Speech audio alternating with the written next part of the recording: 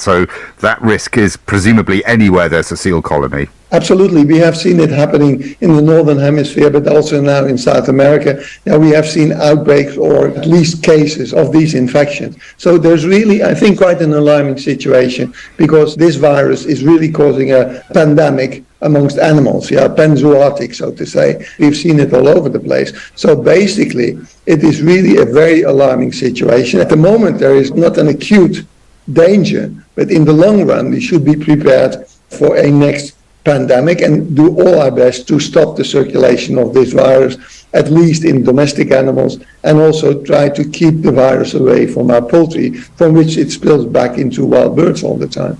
Among the birds vulnerable to the spillback, raptors, the hunters that might prey on sick creatures. Californian condors, a magnificent but critically endangered species, have been killed by the H5N1 virus, and we heard a few weeks ago of plans to vaccinate them against the infection. Ashley Blackford of the US Fish and Wildlife Service told me this week that has now started. We just started our trials for California condor vaccinations 2 weeks ago and waiting patiently now that our first vaccinations have gone in. These ones you have in captivity, is that right? That is correct. So these are birds that are either held for captive breeding purposes or are slated to go out later this year for release birds. And they have to be held and vaccinated? So you do have to capture them up in nets and then hold them. They are receiving the vaccination in the upper leg area. So at the moment you've not tested them to see if they've developed any antibodies, but is that part of the plan? That is part of the plan. So we're waiting patiently for the first 21 days to pass. So we'll pull blood samples on the 21st day. And then at 42 days. So we're looking for an antibody response on either of those two. So we're in the waiting game right now to see what kind of results we'll have. And the last time we spoke, you were about to do the same with some black vultures, I think, as an experimental program to get some idea if that was going to work. Yes, so the primary purpose of that trial was a safety trial to ensure that the black vultures didn't exhibit any sort of adverse reaction to the vaccination, and that all went very smoothly, no adverse reactions. But we were seeing immune responses in the black vultures. The results weren't very clear. Fingers crossed, just like you said, that this is going to be a tool that we can use in the interim as we look for ways to bolster the population from this avian influenza. Much of the focus on H5N1 concerns the potential that it'll cause a pandemic in humans, but it's already causing a panzootic in species across this planet, harming species that already had so much to contend with because of us humans. And like many in this program, Lisa Morgan has become entangled in the avian flu story because of a lifelong commitment to the natural world. Beautiful island. It's the first island I ever went to. Yeah. I was 16. I've never seen a puffin, never seen a seabird really, and just fell in love with it. It was just amazing. When I first came here as a volunteer 30 years ago, the kittiwake population was 1,500 birds more, so it's crashed by a third in the time I've been coming here, and all the gull populations have done the same. It's shifting goalposts really, because to most people it looks like a fabulous cliff full of birds, but actually it's a recovery for lots of our birds rather than this sort of peak increase. It seems to me from the comfort of my BBC desk, there's quite a sense for me of urgency of trying to understand why it's affecting these birds, why it's moving around so much. Yeah, I think there is, and there'll be people working on this at every seabird colony in Europe and across the globe. You know, everyone will be trying to find out what's happening, but it's going to be, veterinary leads, it's going to be microbiologists, virologists in laboratories, it's going to be everyone that's going to need to feed into that. So, we're obviously very interested in what they're finding out, and they're very interested in what's happening on the ground. It's got to be a quick learning curve, and we've got to find out what's going on. But it's a team effort, really. From me, Roland Pease, and producer Ella Hubber at Science in Action from the BBC World Service, thanks for listening.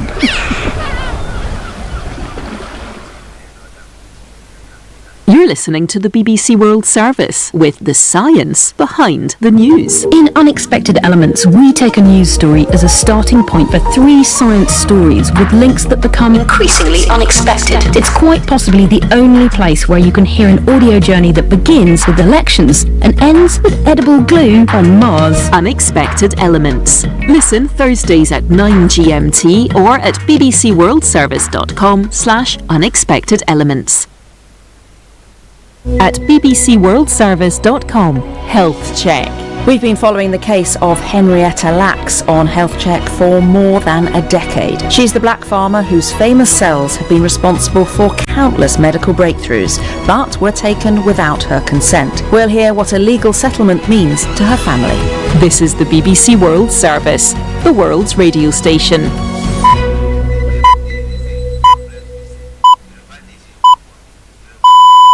BBC World Service, this is Sean Lay with The Real Story. One topic, 1 hour every week. And this week, can the general who led the palace coup in Niger prevail? West Africa's nations warn if he doesn't hand back power, they could intervene to restore the elected president, if necessary, by force. Why have democratically chosen governments in the region been falling like skittles? Niger's new man in charge says he acted because the man he deposed, President Bazoum, had failed to protect the people from armed jihadists. They roam the Sahel, the vast semi-arid region to the south of the Sahara. The front line in the battle with violent Islamists has shifted there from the Middle East.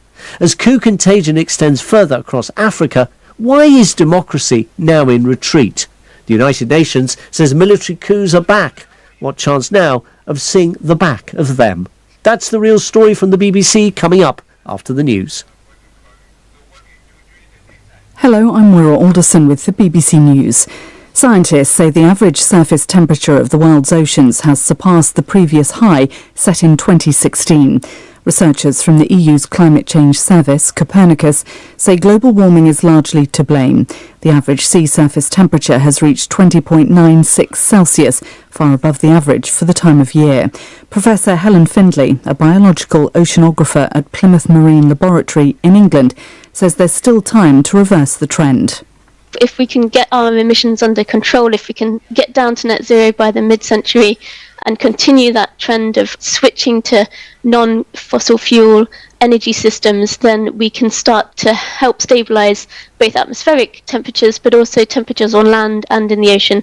And also that has implications for many other ocean processes, including sea ice melting, sea level rise, and all those kind of knock-on consequences of climate change. Ukraine says it has successfully attacked a Russian Navy ship using an unmanned sea drone. The vessel was docked in the port city of Novorossiysk, hundreds of kilometres away from the front line of fighting. Paul Moss reports. The video footage is dramatic. It seems to show the view from a drone as it skims across the surface of the sea before scoring a direct hit on a ship's hull. According to Ukraine's security agency, the ship was the Olenogorsky Gornyak, a Russian Navy vessel now rendered inoperable. Footage posted on social media does show a ship listing in the water as it's towed away. Russia hasn't commented on Ukraine's claim, but earlier said it had repelled a drone attack in the same harbour.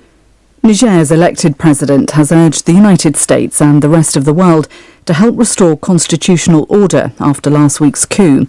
Writing in the Washington Post, Mohamed Bazoum warned that the entire Sahel region could fall under Russian influence. Catherine Bayurahanga is following developments. He was really critical of the army in Niger. He said they had no vision. And he defended his record because he's been accused of not taking the country's security seriously. He says that militant attacks in the country had actually fallen under his government. And then he made a call to the international community saying they should step in and try and stop this coup, because he says that Niger is what he calls the last bastion, one of the few countries that was still democratic and was an ally to Russia as well. Police in Denmark say they'll tighten international border controls because recent public burnings of the Quran have led to security threats. In recent months, protesters in both Denmark and neighbouring Sweden have set copies of the Quran alight. It's prompted anger in some Muslim majority countries. Sweden has also said it'll put extra measures in place. BBC News. The Supreme Court in India has suspended the conviction of a senior opposition leader, Rahul Gandhi, in a defamation case. The order will allow him to return to Parliament as an MP. Mr Gandhi from the Congress Party was sentenced to 2 years in prison earlier this year, disqualifying him from Parliament. And Barasan Etarajan has more details. The verdict by the Supreme Court has come as a relief for Rahul Gandhi, who is from India's most influential political dynasty. He was given a rare conviction in March for comments linked to the surname of the Prime Minister, Narendra Modi, in a speech in 2019, deemed to be insulting. But the Supreme Court observed the comments by Mr Gandhi were not in good taste. The case was brought by a member of the governing Hindu nationalist BJP. The Congress Party had argued that the case was politically motivated. Ethiopia's cabinet has approved a decision to declare a state of emergency in the Amhara region after days of heavy fighting between local militias and the army. The Prime Minister's office said constitutional order was under threat in Amhara. Flights have been suspended to 2 cities and telecom links have been cut, making it hard to verify details of the fighting. A bus driver in Mexico has been arrested on suspicion of speeding after an accident in which at least 18 passengers were killed. The vehicle careered off the road on a bend, plunging into a ravine. The bus was travelling from Mexico City to Tijuana on the US border. The South Korean government is sending air-conditioned buses to provide relief for young people taking part in an international scout camp during a heat wave. Military doctors and nurses are also being deployed. Hundreds of young people who've joined the World Scout Jamboree in Boang County have been treated for heat-related illnesses. There have been accusations that the authorities were not prepared to deal with the camp's 40,000 participants. That's the latest world news from the BBC.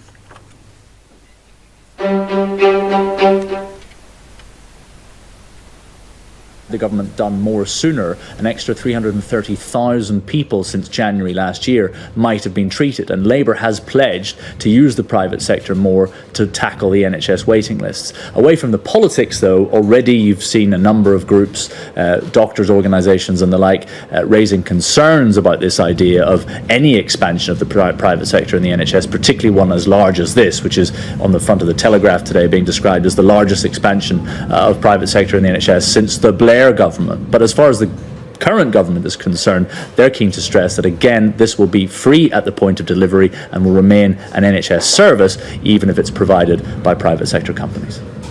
All right, Matthew, thanks for now. The ousted president of Niger, Mohamed Bazoum, says he is being held hostage and has warned that if the coup against him succeeds, it will have devastating consequences for the country, the region and the world.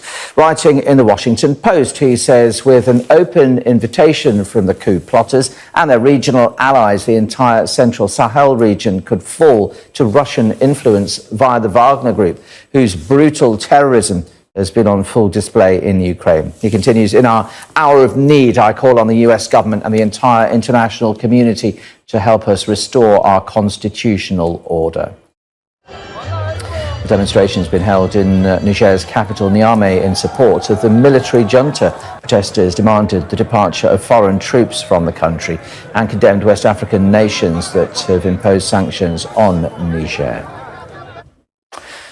Let's turn to the World Cup, and FIFA has launched an investigation into Zambia's coach over alleged misconduct. Our sports correspondent Rob Harris is in Sydney with more. New allegation facing Bruce Mwape, the Zambia coach, that he allegedly touched the chest of one of his players ahead of their last group game against Costa Rica. Now, it's alleged to have happened in New Zealand. We have heard from New Zealand police who said that they have looked into it, but what they said is that after making initial inquiries, no further action was required to be taken. FIFA, though, are investigating it. The governing body has safeguarding staff within each of the teams at this Women's World Cup, and that's how they've looked into these claims. But it's just the latest claim to face Bruce Mwape, who has denied wrongdoing. Ahead of the tournament, he was accused of coercing players into sex and then threatening them with not reporting it. He was asked about this at a press conference last week. FIFA initially tried to block questions from media about it, and then he did answer, questioning, calling the allegations fake. And there have been questions though about why he's even at this World Cup. given the allegations. Zambia themselves did go out at the group stage at the start of the week, so they have now left this tournament, and what they've said is they have no video of this allegedly happening at the training session where the allegation was made, but they said they wouldn't hesitate to pursue the allegation if actual evidence was brought forward. But it is just another case that is highlighting safeguarding issues, abuse issues and allegations that have been brought up regarding women's teams, in particular in the last years within football, and questions over just how rigorous FIFA are in their own investigations. They are, though, investigating this case. Let's update you with some other news this Friday morning. A mother and stepfather will be sentenced today after being found guilty over the death of a 10-month-old baby during lockdown. Jacob Crouch was killed at his home in Derbyshire, where doctors found he'd suffered 39 rib fractures. Greenpeace activists who scaled Rishi Sunak's home in North Yorkshire in protest at the government's decision to expand North Sea oil drilling have been released on police bail. 4 people were arrested yesterday after they climbed onto the roof of the Prime Minister's home and draped oil-black fabric over the property. A 5th activist was later arrested on suspicion of causing a public nuisance in connection with the stunt. TV presenter Dan Wootton's Mail Online column has been paused while the publication investigates allegations he used a pseudonym and offered colleagues money for sexual material. Last month, the TV presenter and columnist used his GB News programme to admit he'd made errors of judgment in the past, but called the allegations simply untrue. Now, the Mayor of London has announced a big extension of financial support for people who want to replace their older, more polluting cars ahead of the expansion of the capital's ultra-low emissions zone. Opposition to the plans was widely taken to be a key reason for Labour not winning Boris Johnson's old seat in West London from the Conservatives in a by-election a while ago. Let's talk to our political correspondent, Rob Powell. And that was clear, wasn't it? Even Keir Starmer admitting that ULEZ did for Labour in that by-election. So these changes coming in with barely 3 weeks to go until the expansion. Yeah, and it's to do with the scrappage scheme, essentially the scheme that will give Londoners with older cars that would be subject to this daily charge if they drove within this emission zone. It would give them up to £2,000 to change their car to a newer one, to one that is compliant and doesn't face the charge. It means that all Londoners can get hold of this £2,000 now. It used to be just those claiming certain benefits, or also people who claim child benefit. It also ups the amount that small businesses can get to trade in old vans as well. Now, the politics of this is that Sir Keir Starmer and Labour centrally have been pretty critical of the expansion of this scheme, blaming it for costing them that by-election 2 weeks ago in the West London seat of Uxbridge, where there's a lot of anger about this charge. It lies right on the edge of where the new boundary will be. So Keir Starmer had called for the mayor to reflect. This morning, one of his shadow ministers seemed to be welcoming this change, saying that it was evidence that the mayor was listening. So maybe some resolution there between the Labour London mayor and Labour office centrally. Clearly, that Uxbridge result has led to a degree of soul searching in both parties about how they present green policies, environmentally friendly policies to the public without necessarily putting off voters and penalising them and costing them more at a time when prices are rising anyway. A little earlier, we spoke to the Health Minister, Maria Caulfield, Conservative, and she said she didn't think it went far enough. Have a listen. I think the worry that people have is if that's what Labour do in London where they're in power, what would they do to the rest of the country when they get into government? And I think it's been a wake-up call for Labour that the ULEZ charge is so unpopular, but a scrappage scheme of a few £1,000s is not going to compensate people who are already struggling with the cost of living, and the solution that Labour has to the environmental problems there is to tax people more. Yeah. Just to say, Maria Caulfield, you said when Labour get into government. I assume you meant if they get into government. No, absolutely. But that's the concern that people have. If that's what they do when they're in power in London, what would they do if they did get into government? Interesting language there from Maria Caulfield, wasn't it, Rob, about when Labour get into government. But, faced with some bleak polls, it does seem that Rishi Sunak is taking the fight to Labour, particularly, or certainly this week we've seen, as to do with the environment. Yeah, slip of the tongue, I think, from Maria Caulfield, but potentially one that points at what a lot of Tories privately are feeling, faced with gloomy poll numbers and an election a year away, interest rates likely not to come down before then either. Frankly, behind closed doors, a lot of Conservative MPs feel that the game might be up. And I think faced with that prospect, have been calling on the Prime Minister to try and take the fight to Labour a little bit more, to set out more of what his vision is for running the country rather than just fighting fires. And I think in the early part of this summer recess, before Rishi Sunak headed away to California on holiday, that is what he was trying to do. As you suggest, in the last week or so, quite predominantly on green issues. Initially you had this focus on so-called anti-car schemes, low traffic neighbourhoods, and then earlier in the week you had him talking a lot about new oil and gas. And I think on both of those topics the Tories believe that they can carve out quite a distinct position and a distinct offering from Labour, and also open up a front on which to attack Labour on. So if we look at what happened with Rishi Sunak's house and that protest in Yorkshire by Greenpeace that happened yesterday, actually I think when you listen to Maria Caulfield talking and when you listen to some Tory MPs talking about that, they perhaps sense that there's a degree of political opportunity in stunts like that, because they want to talk up some of the anti-protest laws that they passed that Labour objected to, that these protesters were arrested under, and they also want to try and pin Labour's position for no new oil and gas exploration to the aims of protest groups like this, because they clearly believe that if they can put Labour in the minds of the voters alongside groups like Greenpeace and Just Stop Oil, then that might be electorally detrimental to them.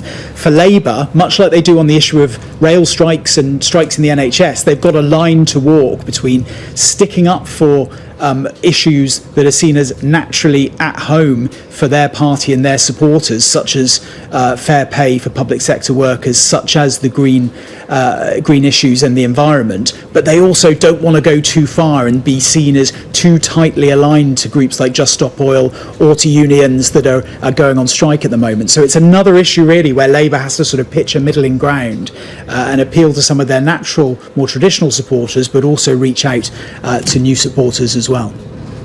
All right, Rob, thanks a lot. Now have a listen to this. A performer who had just one person attend her show at the Edinburgh Fringe Festival has had the support of famous comedians urging her to keep going. Georgie Greer posted a picture of herself in tears on Twitter saying, "There was one person in my audience today when I performed my one-woman play Sunsets at Ed Fringe. It's fine, isn't it? ? It's fine. ? Well, in response, comedian and Mock the Week presenter Dara O'Brien said, "We've all done it. Soon you will dine out on this anecdote. More than once I had to buy my audience a drink. So thank you for being the only ones there. Best thing though, it's all stage time and the show will get better every single time. Ready for the big crowds later." And Jason Manford posted this video in support. It's absolutely normal, for one person to rock up to your show, especially at the beginning of Edinburgh, and also for you to be a bit upset. I did Edinburgh in 2004-05, and I remember first couple of shows, first week I think, was just, it was such a slog, and I was out in the rain and I was flyering and people weren't coming, and I got total imposter syndrome. How much is this costing me? What am I doing here? Look at all these amazing people. How embarrassing that these people nobody's turned up. But you know what? You're on the path, and it's just the start. Let's talk to our arts and entertainment correspondent Katie Spencer, who's in Edinburgh. So plenty of support for Georgie Greer, and news that she's not alone in these audience numbers. No, poor Georgie. One is the loneliest number, they say, but actually at Edinburgh it's a lot more common than you think. I think certainly at this stage of the festival people are just having their preview nights really, so it's not surprising, but you can understand really why she was a bit upset. And look, I'm joined now by another performer here on the Royal Mile, MC Hammersmith, the award-winning hip-hop comedian. Just talking about Georgie first, we were talking off air a little earlier. It is quite common, isn't it, that sometimes you don't get so many people in your audience here. You have to brace yourself for that, don't you? Yes, that is the nature of the Edinburgh Fringe. I mean, I'm delighted that she's managed to find a positive and a negative, and when she publicised the fact that she only had one person come to her show, now she's got a big crowd and lots of celebs retweeting her. I think that's brilliant. As you say, it's such a common thing at the Edinburgh Fringe. Everybody starts out with a small number, and there is nothing like, from my own experience, performing an improv show to 3 people and then 2 of them leave. So, relatable, no. Very relatable. I mean, it happens a lot though, doesn't it? There's loads of people that have anecdotes like that about having very small audiences. But this is as various things move past, especially on the Royal Mile. And this is where you kind of hone your craft. I feel like having a small audience teaches you to be stronger and tough, does it not? Oh, 100%. I mean, they say the average number of audience members in a fringe crowd is 6, and as any stand-up comedian, any improv comedian, any performer will tell you, performing to a single-digit number of people, where sometimes the number of performers can outnumber the number of people in the crowd. It gives you a thick skin, it teaches you resilience, 100%. Look, what you do is incredibly scary, I think, as a performer, to go on stage and not 100% really know the direction that your show is going on. Explain what you do as MC Hammersmith. Yes, thank you. So I'm an improv comedian, but I do improvised rap comedy based on audience suggestions. So people give me random words, they hold up random objects, I interview them about their life stories, and then I turn them into improvised hip-hop tracks live on stage. And the reason why I don't find it scary anymore, and I find it fun, is because I went to private school, so I have a misplaced, reckless confidence that I'm happy to drop into any show that I'm given the opportunity to. Dare I say it, are people quite surprised that you do freestyle rap? Yes, I realise this look does not scream hip-hop, it screams quiche, I understand. People say I don't exactly look like a rapper, they say I look like the love child of David Tennant and Louis Theroux instead, but that's why I look like an emaciated accountant. I like to surprise people by lowering the bar, so I find if I do an adequate job, then people have a good time. Oh, well, we love that you come to talk to us today, and we set you the challenge of doing us a news-related rap. We thought we'd get you to do one on the cost of living, just a quick burst to kind of show us what you can do. Everyone's struggling for money this time around for the Fringe, so give us a quick rap then. MC Hammersmith. Okay. Hello, it's MC Hammersmith. Less 2-pack, more 2 packs of hummus. Here is my rap about the current situation. There's a problem in Edinburgh, which you're likely to see. Currently, the Fringe is full of posh people like me. The cost of living means there's less money to spend, so it's only the middle class who can afford to attend. And Fringe performers too have the same emergency, which means there's a problematic lack of diversity. So there's fewer people here, ticket prices have rose, which are definitely the reasons no one's coming to my shows. Love it. Thank you so much. I went to private school, thank you. Look, that's all from us on the Royal Mile, but entirely relatable that you get very small audiences here at the Fringe. All right, Katie, back to you during the course of the day. Many thanks for now. You're watching Sky News today. Coming up, the biggest deal in gaming history. The competition's regulator considers whether to block Microsoft's £56 billion takeover bid for the company behind Call of Duty.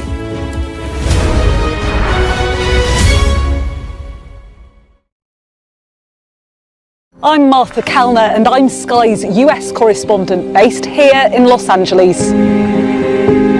It's turning everybody into, a crazy, violent drug addict. How are you feeling? I am angry.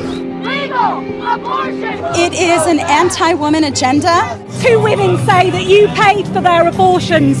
Are you a hypocrite, sir? Will your candidates win? I hope so. I think they will. I think they're great candidates. I gotta be realistic. My sister's dead. More than 4 weeks on, there's no murder weapon and no suspect. Are you going to catch this killer? We are doing everything we can. Ghislaine Maxwell has pleaded not guilty to all 6 charges against her. Mum, how are you feeling today? Jeffrey said, you answer to Ghislaine, you just don't cross her. We're so excited. Severe nightmares of these people coming in and just taking me in the middle of the night. I've watched as whole towns were torn apart by natural disaster. I'm alive and I'm thankful for that, but there are a lot of people who aren't. It's not the winds people fear most here, it's the water. We take you to the heart of the stories which shape our world. Do you truly believe what you're saying? A lot of cases that I know are reported from Ukrainian missiles themselves. Ambassador, with respect, I think that's preposterous. The press preview, a first look at the front pages as they arrive. There's a feeling amongst some commentators that it's not the most respectful timing. I think there's a word for it, fake news. I mean, it's wow from Harry. Delving deeper into the stories with different perspectives on tomorrow's headlines. We really haven't seen the government getting round the table and negotiating. There are no easy answers to those questions. The press preview delivering you tomorrow's news tonight on Sky News. I want to bring you some breaking news, and these pictures just into us now are of one of the UK's richest men, Sir Frederick Berkeley. There he is. He's arrived at court in London ahead of an expected decision in the divorce case, huge case this involving his ex-wife. Lady Hiroko Berkeley has alleged that Frederick Berkeley, Sir Frederick, who is 88, breached a court order to pay her a £100 million payout at the end of their 34-year marriage. He hasn't.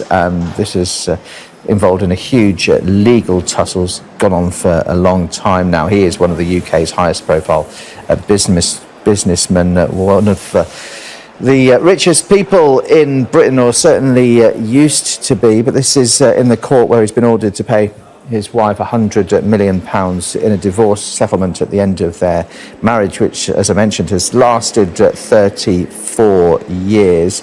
The next stage is going to be decided now. He's long challenged the fact that he shouldn't have to pay it. She's angry that she hasn't got any money, and we'll see what the courts have to say today. Now, it would be the biggest deal in gaming history if Microsoft is successful in its proposed merger with the gaming company Activision Blizzard, which makes Call of Duty, but it has a few regulatory hurdles to clear first. Today is the final day for evidence to be submitted to the UK's competition watchdog about the deal, which had previously raised concerns that it could create a monopoly in the cloud gaming market. Our technology correspondent, Archie reports. Bold, brash and loud. It's no surprise that Call of Duty is one of the best-selling video game franchises of all time. The battle for who owns its maker, Activision Blizzard, is on. What else you heard? If Microsoft wins, it will be the biggest deal in gaming history. The advantage of computer games, especially Blizzard games, is that you can just download them wherever you like and just go ahead and play. There's no one to rival against or to fight against, because you have so much power and so many IPs and stuff. It could get, boring. I think it'll be beneficial for gamers in the long run, just because it's going to give more competition, like against Sony. The impact of this deal stretches far beyond this gaming bar in North London. Games created by Activision Blizzard are played by an average of 368 million users across the world each month. UK gaming is bigger than the music industry and accounts for nearly half of all revenue from the entertainment sector. One of the main draws for Microsoft is acquiring the lucrative mobile phone game Candy Crush. Regulators across the world were concerned that the $69 billion deal would give Microsoft too much power in the gaming market and limit choice for gamers. Microsoft has struck 10-year deals with its main competitors to make Call of Duty available on Sony's PlayStation and Nintendo to show that it doesn't want to limit gamers' access. But after America's competition regulator failed in several attempts to halt the deal, which has already been approved in the EU and China, securing UK approval is the biggest remaining milestone. Now, there is speculation that the UK regulator might have to row back on its decision. What's happened here is that it's butted up against reality, is that if one of the US or the EU went with it, it may well have been in a position to actually continue and hold its position. But now that both have gone against it, it very much seems like it's been forced back to the negotiating table. The Competition and Markets Authority said it stands by its decision to block the takeover, but it will review Microsoft's counter-offer and come to a decision by the end of the month. Will it be game over, or will Microsoft progress to the next level? Archie Narchipan, Sky News. Some more breaking news to tell you about. This is just into us. A Romanian court has decided that The influencer, divisive influencer, has to be said, Andrew Tate, can be released from house arrest. He's won an appeal in Romania. I'm trying to get some more details on this. He's been held under house arrest along with his brother, hasn't he, for a number of months now. Since I think the end of last year, but a judge has decided that certainly Andrew Tate, don't know what will happen to his brother, can be freed from house arrest pending trial. He's waiting for a trial on the charges of human trafficking.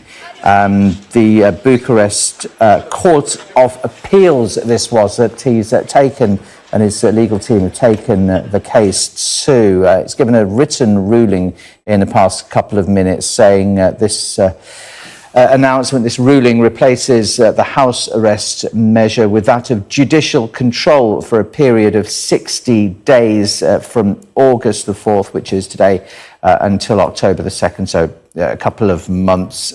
Tate, you might recall, was indicted along with his brother Tristan and two Romanian female suspects for human trafficking, rape and forming a criminal gang to sexually exploit women, charges they all deny. But that's the upshot of this from a Romanian court has decided that influencer Andrew Tate can be released from house arrest pending a trial. Right, back home, how's the weather looking? Warm memories wherever you go. The weather, sponsored by Qatar Airways. The second storm of the week moves in this afternoon, with Northern Ireland, West Wales and the southwest bearing the brunt of the wet and windy weather. This morning, a brief ridge of high pressure will see western parts of the country enjoying largely dry conditions with some sunny spells. Eastern areas will be more cloudy with showers and longer outbreaks of rain at times. Those showers becoming focused on Yorkshire, Lincolnshire, East Anglia and the southeast this afternoon, where they may turn heavy and thundery. To the west, clouds will increase, bringing rain across much of Ireland. The weather, sponsored by Qatar Airways. Thanks for joining us on Sky News today. Coming up, will Donald Trump go to prison after he pleaded not guilty to trying to overturn the 2020 election result? We will be speaking to a retired judge from Pennsylvania in a few minutes.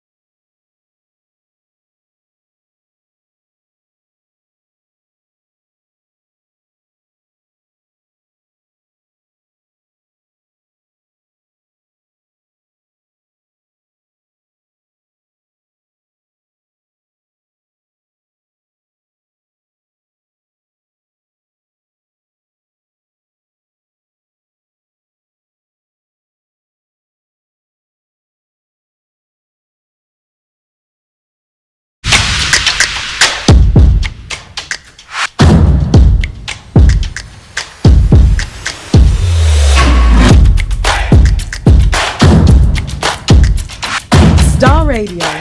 Radio for the people, by the people.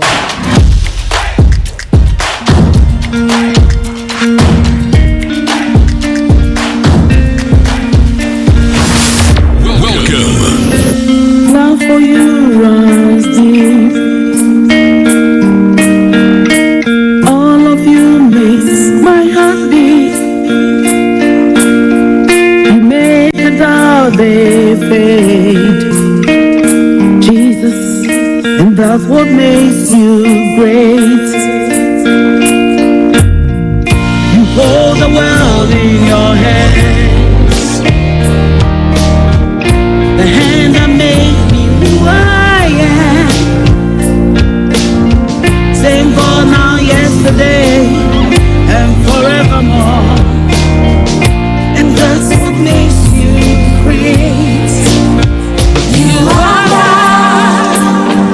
You will never change. You remain the same till the end. Till the end.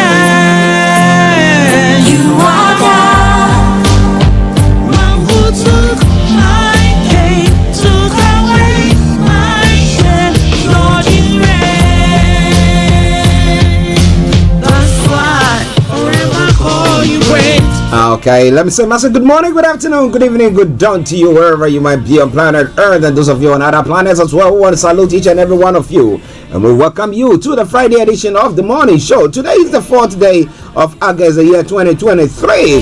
Time now 10:39 from the House of London.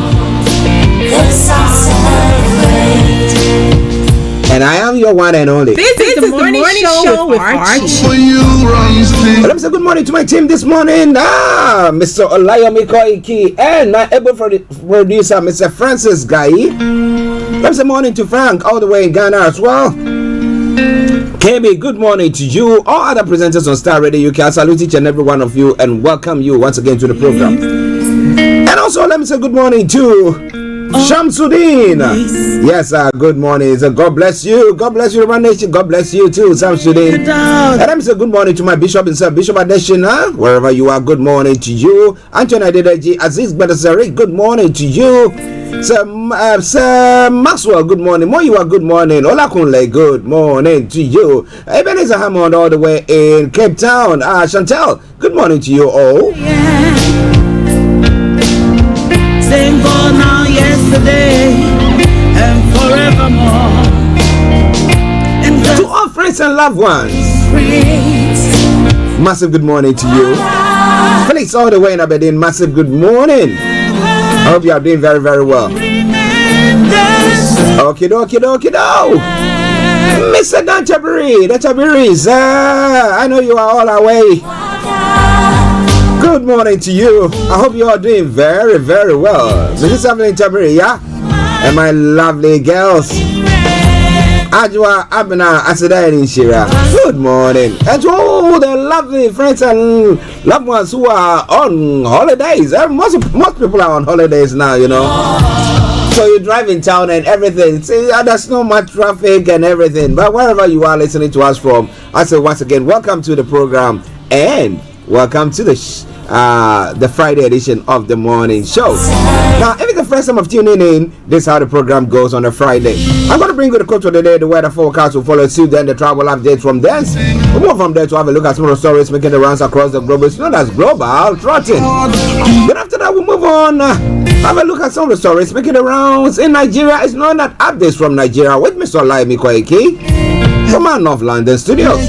Then we'll continue from there. Looking at other stories making the rounds in other parts of the world, from archaeology to zoology, from Accra to Zanzibar, it's making the headlines. I promise you one thing for sure that we're going to touch on it. Then at 12 o'clock, the lines are open for you to add your voice to the discussions. Then at 12:30, the curtains are brought down. Today we'll not be having the money hour. The money man says that he's on holidays and you also have to be on holidays. I need to let him have a special holiday presentation so that how we can save money, spend our monies whilst on holidays, how we can save up for monies on why not? Yes, that would be a good one. Mr. Tebri. So something food for thought. dokie. Share the broadcast with your friends and loved ones and invite them to like our page. So the quote for the day says, there is generally a positive correlation between effort you put into your work and the result you obtain. And in physics, we say for every action there is equal and opposite reaction. It's one of the Archimedes principles, right? Or is it one of Newton's laws of immersion? Okay. Let's crack on. Starr Radio UK. Now moving on straight to the weather. I don't know how the weather is going to be for today, but some way, somehow, I think we're going to be having a good weather today. But the weekend, it's got a mixture of all sorts, you know. Oh, for London and the southeast of England, it's going to be staying rather cloudy in the afternoon, but cloud will break up later on to give sunny spells, largely dry throughout, albeit the odd shower cannot be ruled out in places. Now, after late sunny spells this evening, tonight we'll see thick cloud building from the west through the early hours. Spells of rain will arrive from the west, these heavy by dawn. Top temperature is going to be 20 degrees, the low is going to be 13 degrees. Pollen level, moderate, UV level, moderate pollution, low as well. Sunset is going to be at 20:44 and sunrise for tomorrow morning, 05:28 hours. But when it comes to the weekend weather, this is what I've got in stock for you. Tomorrow we're going to be seeing an unsettled, breezy and cool tomorrow with spells of rain sweeping in from the west throughout. It's going to be thundery and in places a few bright spells breaking through in between spells of rain later in the day. Top temperature 17 degrees, the lowest 12 degrees. Then come Sunday, we're going to have a top temperature 19 degrees, the lowest 10 degrees. And that will be partly cloudy, sunny spells, and a few isolated showers there as well. But any showers clearing later on with sunshine becoming widespread. Okay, so in a gist, that is how the weather is going to be for you today and over the weekend. So if you have any activities planned for yourself, that's what you got to look out for. It is all coming your way from Starr Radio UK. It is your favorite African and Caribbean radio station in London.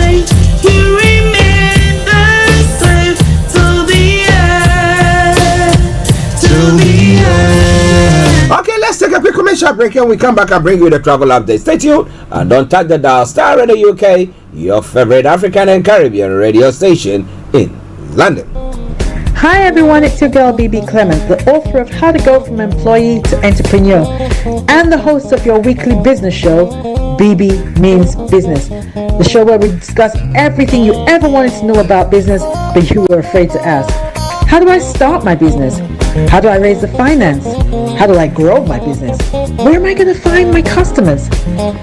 Join me every Tuesday at 1:30 p.m. on Starr Radio UK to get all the information and tips that you need to become a successful entrepreneur and become financially free. Remember, don't let life dictate to you.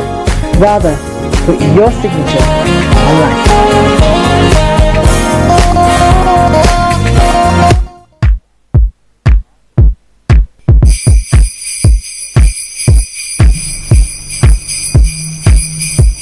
Okay, yes, so keep your eyes on the roads, also keep it navigated. I promise I'll go on the Starr Radio travel update that comes your way every weekday from 10:40. It's now 10:46, and how is your travels like wherever you might be, whether you're on holidays, whether you're at home, wherever you're traveling? We want to know what you are doing there.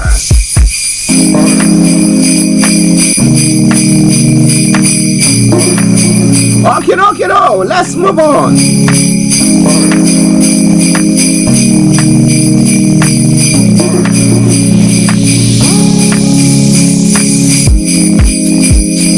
So on your travel this morning, I can tell you shortly, we've got serious delays on the major roads in London. That is A12. So if you can avoid that, do your best to avoid that.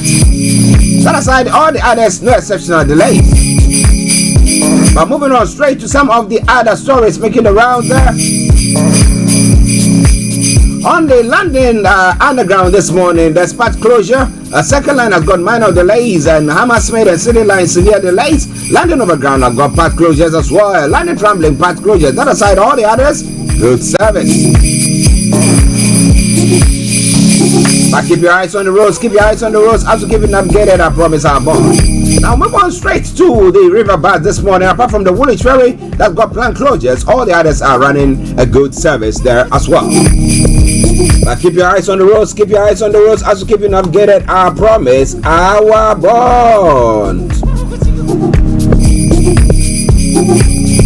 The London Cable Car is running a good service, and that brings us straight to the final segment of the travel update. That's the National Rail. So on the National Rail this morning, Chiltern Railways, Gatwick Express, Great Northern Island Line, Southwestern Railway, Southern and Thameslink have all got special service. Also, we've got Great Western Railway that's got minor delays, and Southeastern minor delays there as well.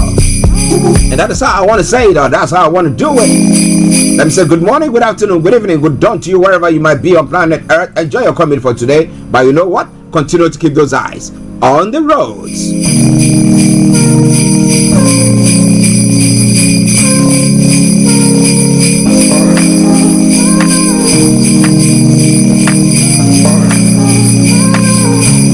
Getting onto the property ladder has never been easy until now. Join us this and every Thursday from 7 p.m. to 8:30 p.m. live on the Property Hour Show on Starr Radio UK, where we talk to mortgage brokers, property developers, estate agents, landlord, tenant, property consultants on how to invest or get into the property business and make money. You can't afford to miss this. The Property Hour Show is your best source into the property industry. SendWave is a money transfer app that is used by people all over the world to send money to their loved ones in Africa. With SendWave, you can send money to Ghana, Nigeria, Kenya, Uganda, and Tanzania. And the best part is, SendWave is absolutely commission-free.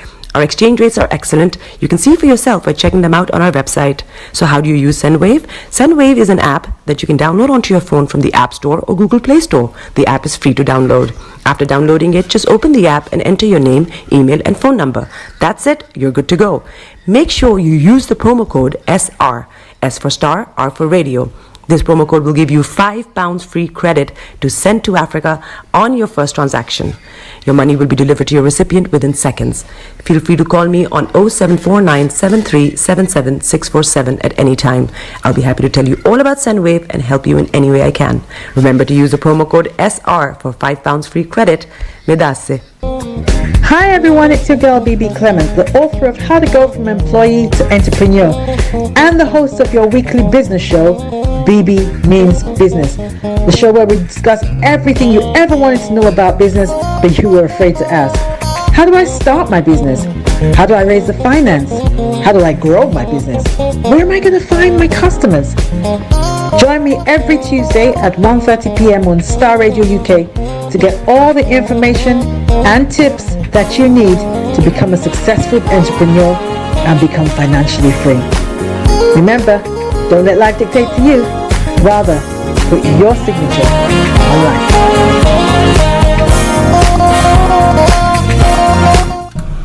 Welcome back to the program Starr Radio UK, your favorite African and Caribbean radio station in London. It is the Friday edition of the morning show. This is Starr Radio UK. And it's now time for Global Trotting. Archie on Starr Radio. Nobody does it better. And let's say good morning to King David. Yes, Mr. David Amani and the family as well. I hope you're all doing very, very well this morning. Okay, so now let's move on to the Global Trotting. And as I will say all the time, if you are sitting, sit very comfortably. You are standing, hold on to something, but get yourself geared up and make sure that you enjoy this trip, because whatever happens, I'm going to make sure you arrive at your destination in peace. But get yourself a hot or cold drink, whichever is appropriate, and let's do it. Okay, let's move on.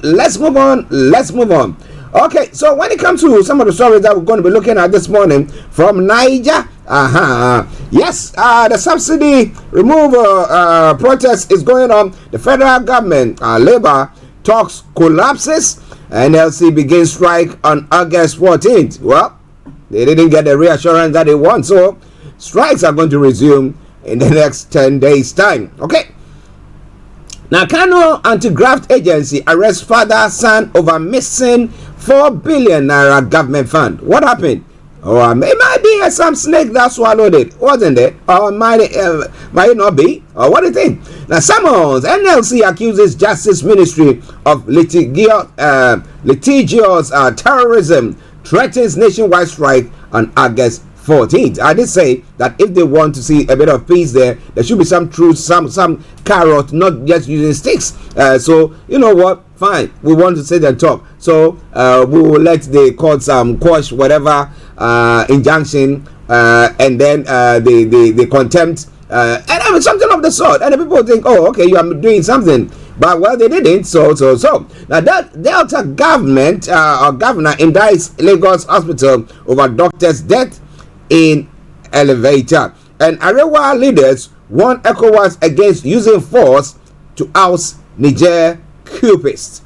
Now, who are these Arewa leaders? We're going to be looking at that. And Niger crisis in search of resolution. Tinubu dispatches 3-man team to Niamey. And then some other stories there as well. The new Nigerian leader, General Abdurrahman, Nigerian, my apologies, Chiani, on Thursday in Niamey, welcomed the Sultan of Sokoto, Mohammed Saad Abubakar III, while head of the Nigerian peace delegation and the former head of state, General Abdusalami Abubakar, retired, watches. Okay, so we'll see. Maybe there'll be some way, somehow, be able to broker some peace deal, but to reinstate the president, I don't know, I'm not sure about that, because you know what they are now trying to play. I said, you know what? If you don't reinstate us, Russia is going to take over. It's going to have influence in the Sahel region. Listen. Whether Russia, whether the West, whether who, so far as the interest of my people is paramount, and it's not that people are taking their resources and squandering it and giving them pittance. I think I'm all out for it. So if Wagner is going to be there, they're not going to be, terrorizing the people of Niger, but will be there to give them the security that they need, that they can go about their duties, and whatever they are paying them is value for money. Whether it's the West, whether it's the South, whether it's the North, I don't give a hoot about it. But it's a case where we have the West who have been with us all this while. Is it because of the minerals that they are taking from that area, and on the fact that the French colonies seem to be saying that, you know what, we've had enough of this French influence on us, and therefore we want to be standing on our own 2 feet, and we've got now 4 French countries, say former colonies, saying that, you know what, to hell with you.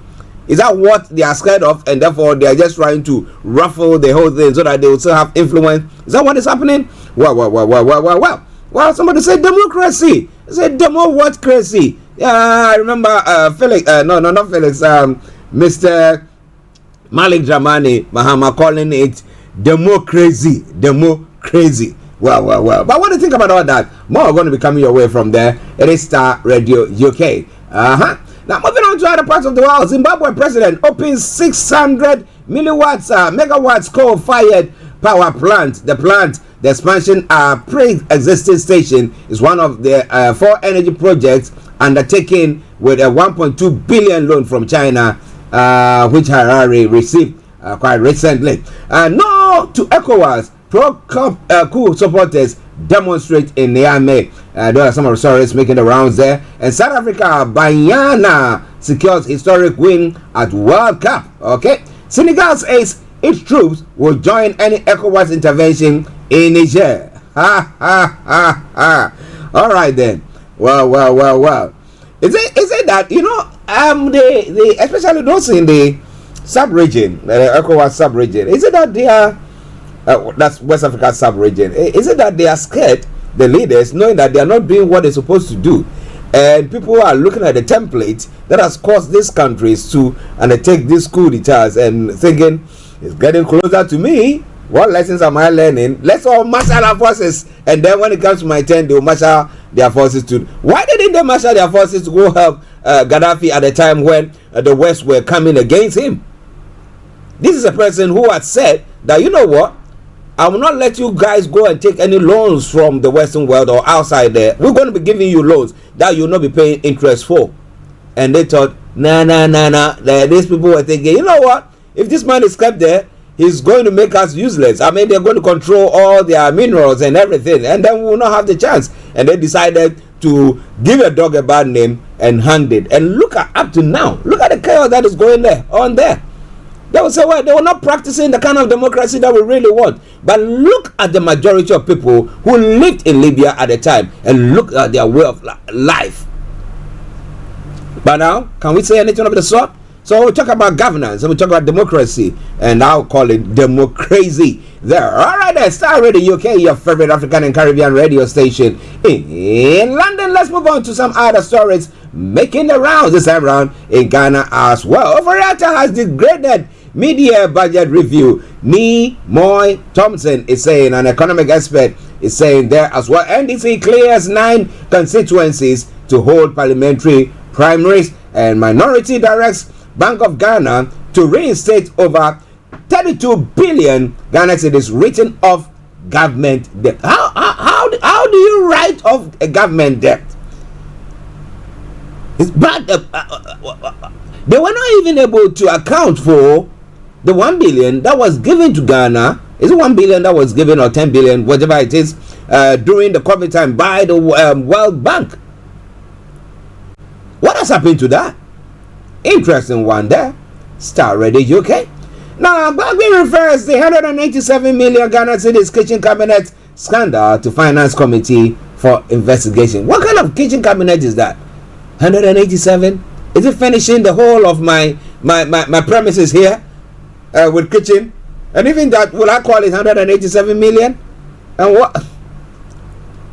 Well, Cecilia Dapa's case, Attorney General taking over prosecution could compromise outcome of probe. That is what Azim is saying. Well, you know what? The Attorney General has got his own priorities, you know. This one is more prior than that one, and that's what they do. And then they shut anything that pertains to, I mean, giving them as a government a bad image. But well, let's live. Let's see what is going to happen in other parts of the world. Ukraine sea drone hits Russian ship in Black Sea. Oh my word. Ukraine intelligence sources say the Olenyogorsk cognac has damaged during a strike at the Novorossiysk. Okay.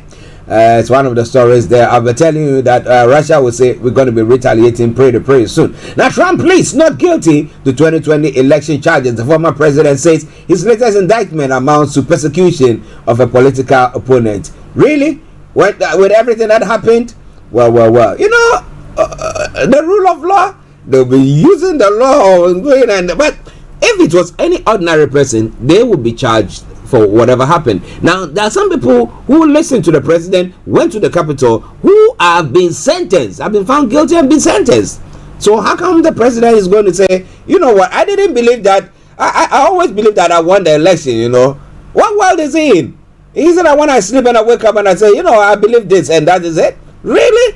When the fact says otherwise? Well.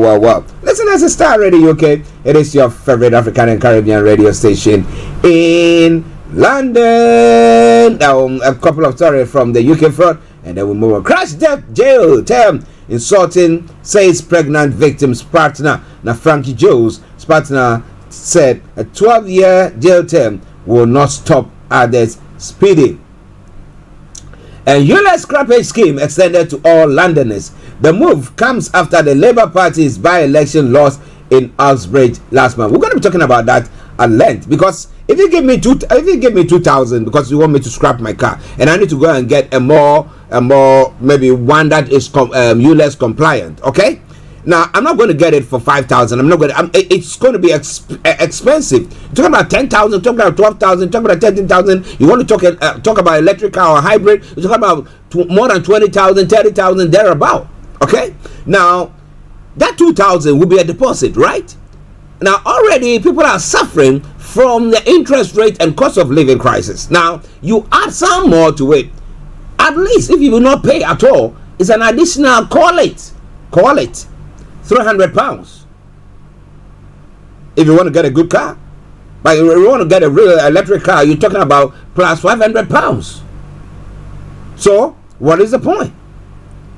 But well, Maybe later, Labour, as I said, is aimed to lose these elections, call it next year, or lose it in the in London and especially England area. Let's see what happens there.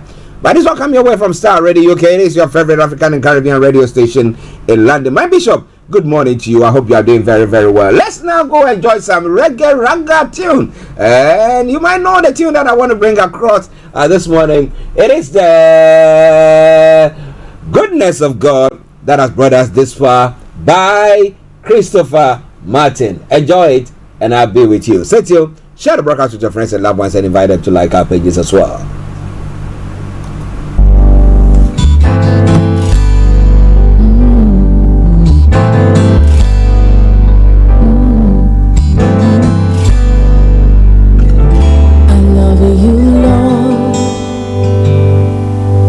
For your mercy never fails me.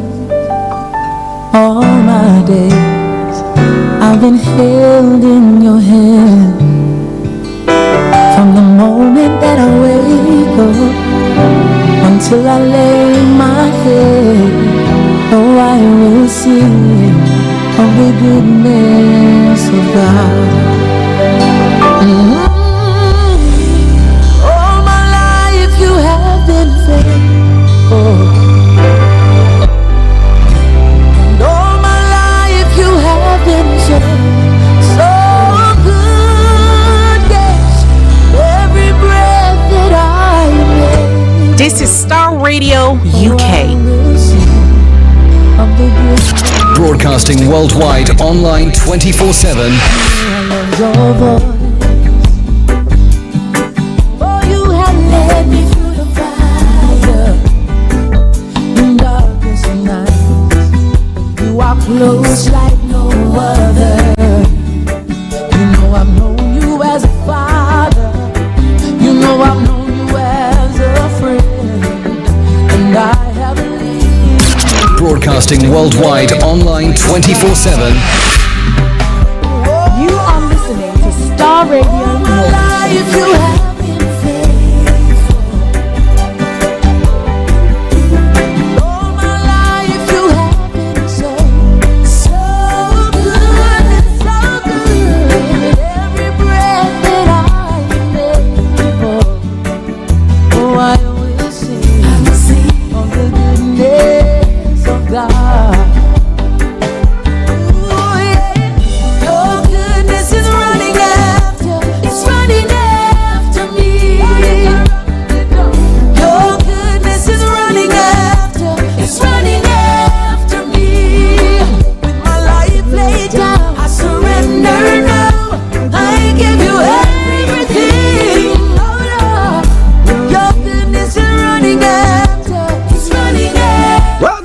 Of God is running after us, isn't it? My bishop says, great God, Lord, I praise your name. The 8th month we are in, and it's the 4th day of the 8th month. Well, biblical scholars will tell you that the number 8 is new beginnings. So may the goodness of God still surround you in everything that you do. And as we pray, may Nigeria not happen to any of us. You are close like no other. I've known you as a father. This is Starr Radio UK. And I have lived. This is Starr Radio UK. All my life you have been faithful.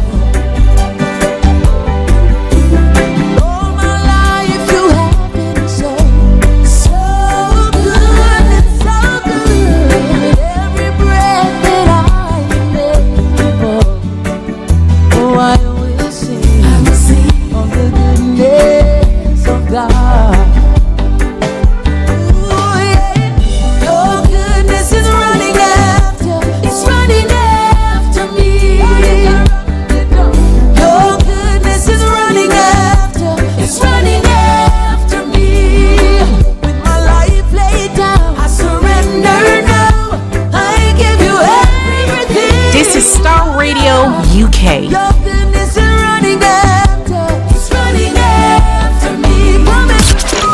Broadcasting worldwide, online 24/7. All around the world.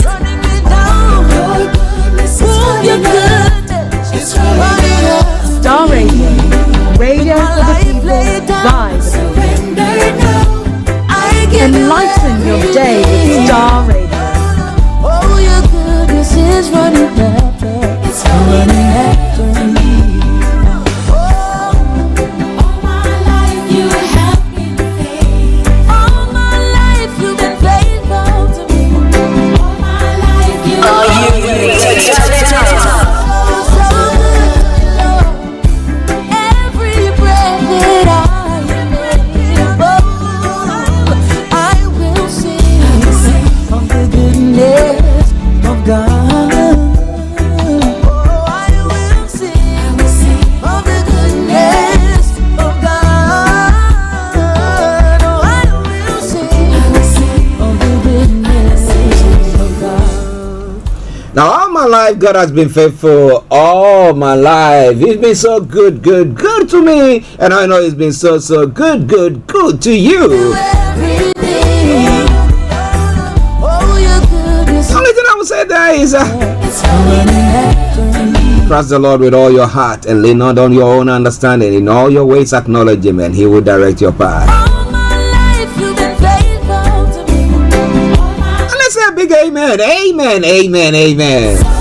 Right, it's Starr Radio. Okay, 9 minutes past the top of the hour. The time, the morning show, the program. Of course, the Friday edition of the morning show. We should be having Miss Olayomi Koiki joining us in the next few moments to bring you updates from Nigeria. But if happy that you're spending or celebrating your birthday or doing anything over the weekend, song dedicated to you and to your girl. You know I sing for you, Jesus. You know I sing for you, Lord. Okay, something from Christopher Martindale for you. Reggae tune there this morning. And I know those of you who love the reggae tune would have been enjoying it. Don't you worry, there's going to be lots of music during the course of the program. But for now, let's move on straight after this commercial break to bring you some of the other stories making the rounds whilst we wait for Mr. Olayomi Koiki in our North London studios to come your way. Wait updates from Nigeria. Hi guys, this is your friend Uruj from SendWave. SendWave is a money transfer app that is used by people all over the world to send money to their loved ones in Africa. With SendWave, you can send money to Ghana, Nigeria, Kenya, Uganda, and Tanzania. And the best part is, SendWave is absolutely commission free. Our exchange rates are excellent. You can see for yourself by checking them out on our website. So how do you use SendWave? SendWave is an app that you can download onto your phone from the App Store or Google Play Store. The app is free to download. After downloading it, just open the app and enter your name, email, and phone number. That's it. You're good to go. Make sure you use the promo code SR. S for Starr, R for Radio. This promo code will give you £5 free credit to send to Africa on your first transaction. Your money will be delivered to your recipient within seconds. Feel free to call me on 0749 7377 647 at any time. I'll be happy to tell you all about SendWave and help you in any way I can. Remember to use the promo code SR for £5 free credit. Medasse.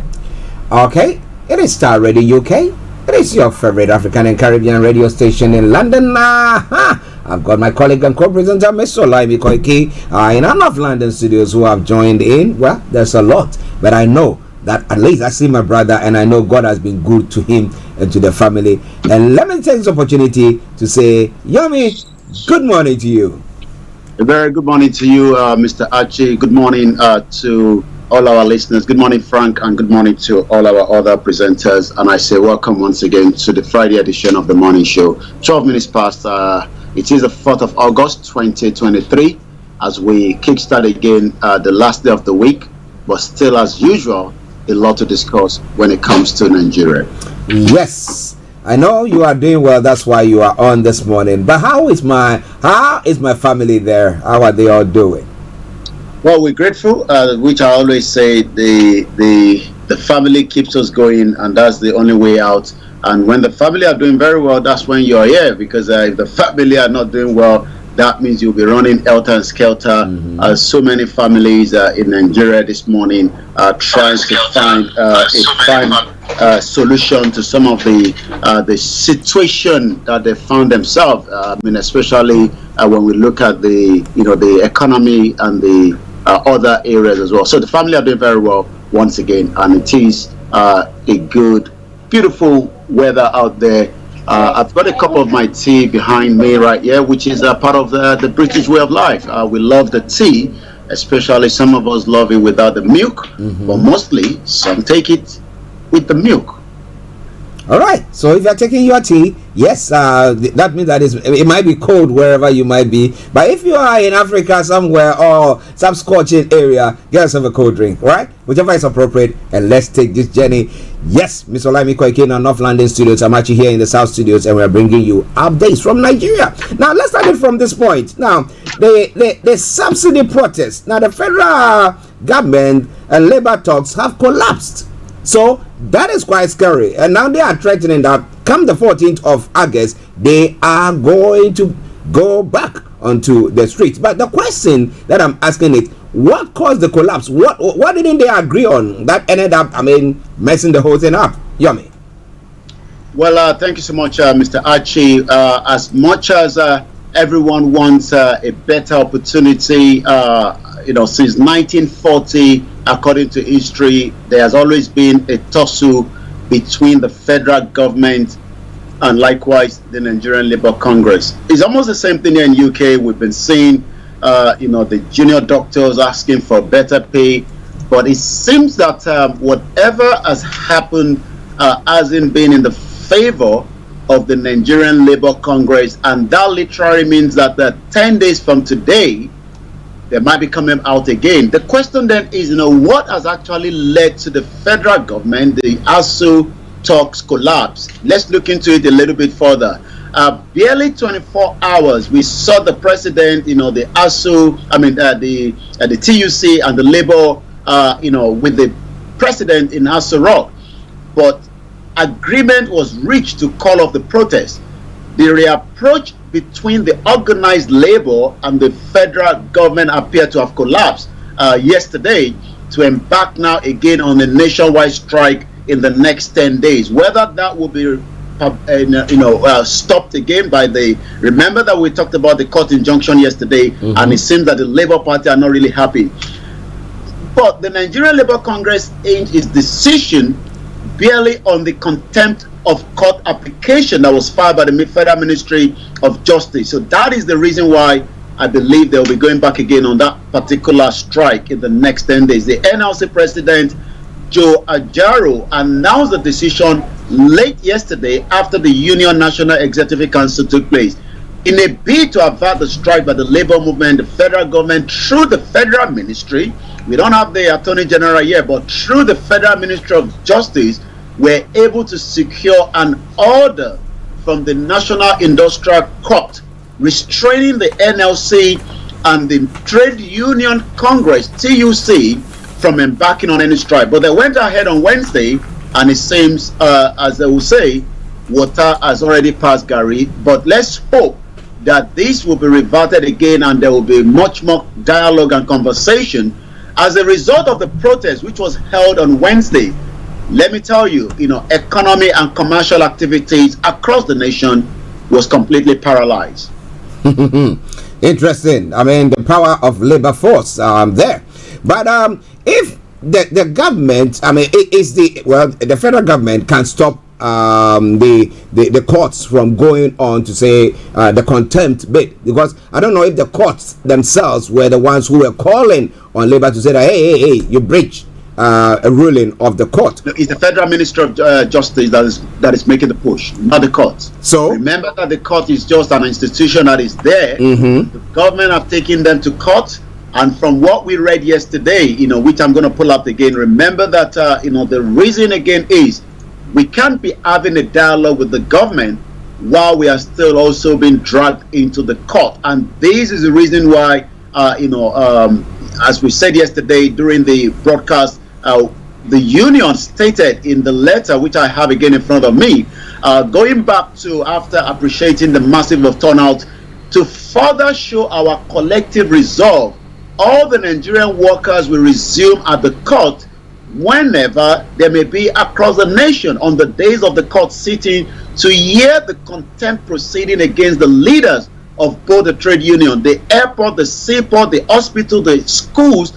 All public and private sector workers will all appear in the court across the nation in response to the contempt charges from the Federal Ministry of Justice. Well, as I've said, if they go on that path, they should remember, even if they jail their leaders, the labor force will think that, look, we are not being treated fairly, and they will send them back. So you keep on jailing unless they jail all the labor force, then they will say that, and then that will automatically actually ground the country. So I think it's about time that they sit down. You want to talk to somebody, and they say, I'm going to put you in jail. They said, but let's talk. Who want to talk?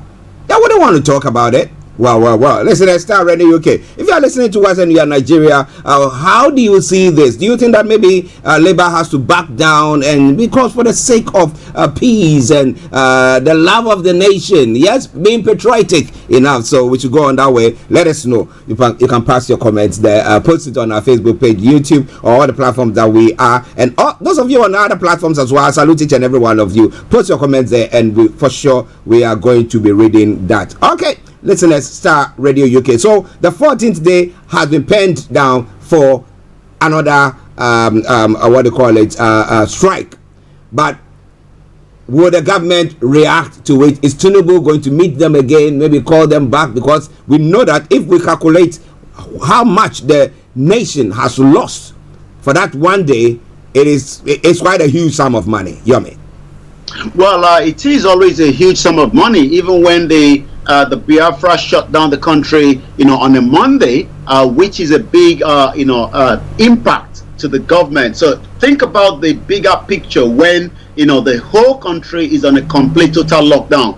It's a huge loss to the government, and I believe the government is doing everything possibly best, to make sure that the minimum loss, especially in a country that is struggling economic-wise. Remember that as we speak right now, Nigeria is really struggling. The government is looking for every revenue to find the money, to kick off the inflation, but that doesn't seem to be happening. We still have other issues that is pending as well. But as we speak right now, the NLC have now given that they will be coming back out. Let's go through the statement that the NLC actually put out yesterday. The union further resolved to commit to the terminal date of August 19, within which the issues around the petroleum price hike will be agreed, given the assurance of the President and the National Assembly. Remember that President Tinubu have said by the month of December, some of the refinery, the Port Harcourt refinery will be up and running. The question you did ask yesterday is, is it just the petrol issue? Because we know that, it is not about the petrol, but the petrol seems to be the bigger picture, because the longer the price of the pump is high, the cost of food also is high. And that is literally a big headache to the government, because already we have almost 130 million Nigerians that are living, in abject poverty, and adding to the price of the petrol automatically add to the price of the food cost as well. So the statement added that the NLC resolved to go on a total strike. The word total strike means that by the time they're coming out, it will no longer be a one-day issue. It will drag for a couple of days. And for every day they are out there, the federal government will be losing a lot as well. So we will have to wait and see if they embark on the nationwide comprehensive strike that will begin on a Monday the 14th August. Will go ahead. It's going to be a countdown. But the Council to the Organized Labor, Femi Falana, we talked about him as well yesterday, Senior Advocate of Nigeria, has urged the President to call the Permanent Secretary of the Federal Ministry of Justice to order over the contempt. Tinubu has a lot to call to order. He has to call the order of the case of Nnamdi Kanu, the order to the case of the J, whether Nigeria goes on a full-scale war, as already images is coming out from Niger, which we might bring the image up in the next few minutes, as the Nigerians are now bringing out a picture of Bola Tinubu and calling him the Ebola. Interesting. Well, listeners, it is Starr Radio UK. Shaku, good morning to you. So good morning, Starr Radio UK. Thank you very much for joining us as well. It is the Friday edition of the morning show. Mr. Olayomi Koiki in our North London studios. I'm Archie here in the South studios, and we're bringing you updates from Nigeria, a segment on the morning show every weekday.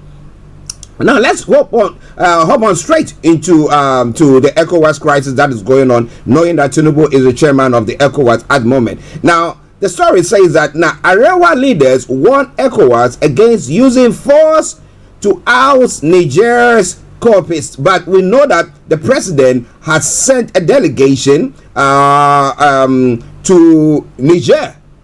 So tell us more about that. Yes, the presidential aircraft landed, in the capital city, Niger, yesterday. Who are those in that aircraft? We know that, we have the Gowon was there, Yakubu Gowon, and likewise, Abdul Salam was the one sent, and we also have the Sultan of Sokoto being representing the federal government.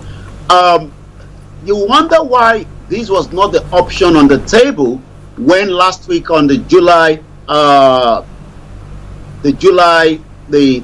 Salam Abubakar, yes, the former head of state, we're going to get the image up in just about a few minutes. You wonder why the ECOWAS did not push for a peace resolution rather than making the threat, or maybe that is the right word or not, but I'll be telling you what the United Nations, that I picked up from the Secretary General. We know also the Foreign Secretary of the UK is already en route to Zambia, but he was at a stopover in Nigeria as well.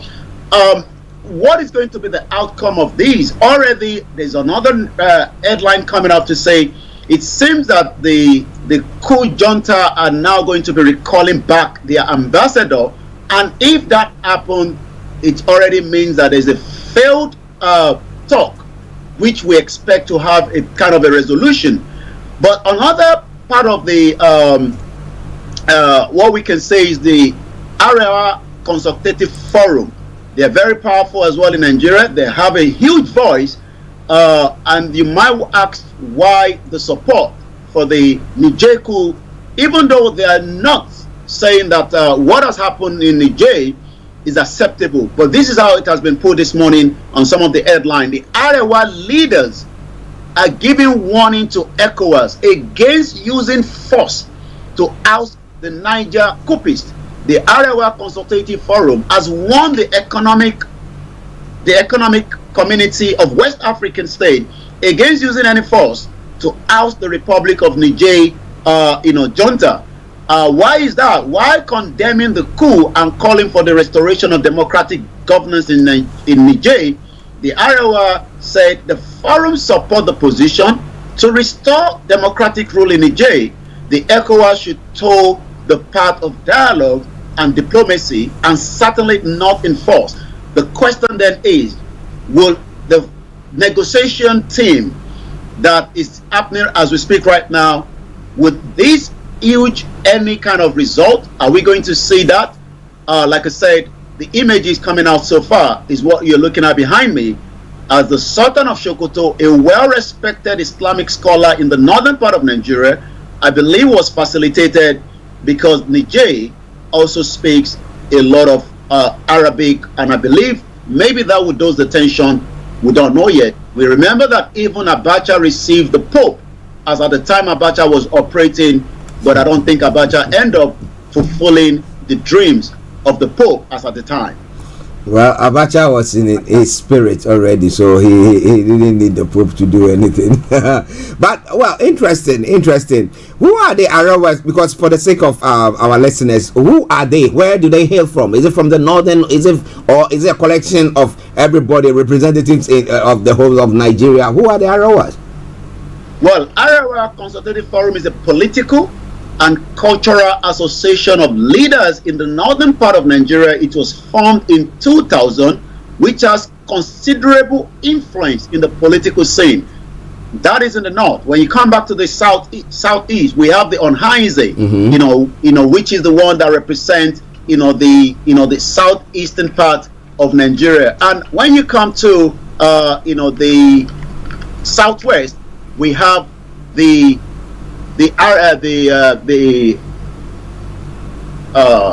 I'll pick that in a minute. We have the Padebanjo, which is the Yoruba side. I'm going to get the name in a minute, but let's look at the Onhaise. The Onhaise as well is a social cultural organization in Nigeria. The group aims to represent the interest of the Igbo communities in Nigeria. So the Arawa as well is similar to the Onhaise, and likewise the ones of the Yoruba, which also represent the southwest as well. So they have a big stake when it comes to Nigeria, and already they are pushing that stake as we see right now, because they are saying no attack should happen, and I believe that is the reason why we've got the Afenifere is what I was looking for. Afenifere represent the southwest, Onhaise represent the southeast, and the Arewa represent the northern part of Nigeria, to our listeners that are not from Nigeria.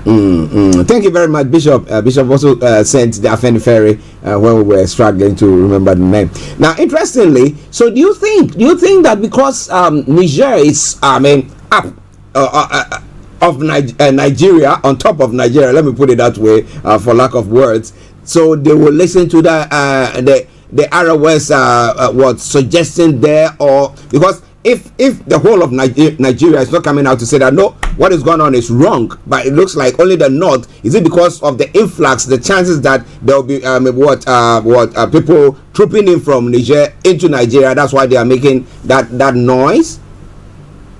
The influence of the northern part to the Niger, let's look at the distance. Distance from Niger to Sokoto is about 593 kilometers. The air travel is equal to about 368 miles. So you can see, the closeness there, very close to the border, and that is why Sokoto State, we've already seen the military movement. The videos has already popped out on the social media yesterday.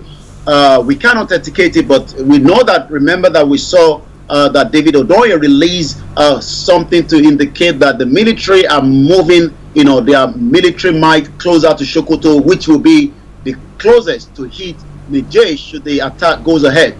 Let's go back one more step to the Arewa. This was originated just around 2000 March by the former Sultan of Sokoto, Alhaji Muhammadu Masido, and the purpose was to establish unity of the northern leaders.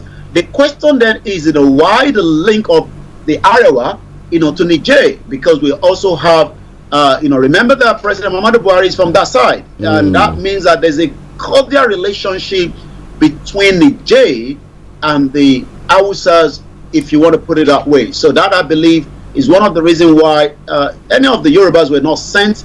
We rather sent the Abdul Salam, the former head of state, and likewise the Sultan of Sokoto. And what we are saying is, the special delegation of the economic community of West African states, headed by the General Abdul Salam Abubakar retired, and the Sultan of Sokoto, Alhaji Muhammad Sahid Abubakar III, and the Omar Aliu Torah on Thursday met with the co-leaders, but we are waiting for the communique of whether there will be, a negotiation to pull back or not. Well, would there be a negotiation? Would you think that they will have to pull back when the citizens of Niger are thinking that is a good cause?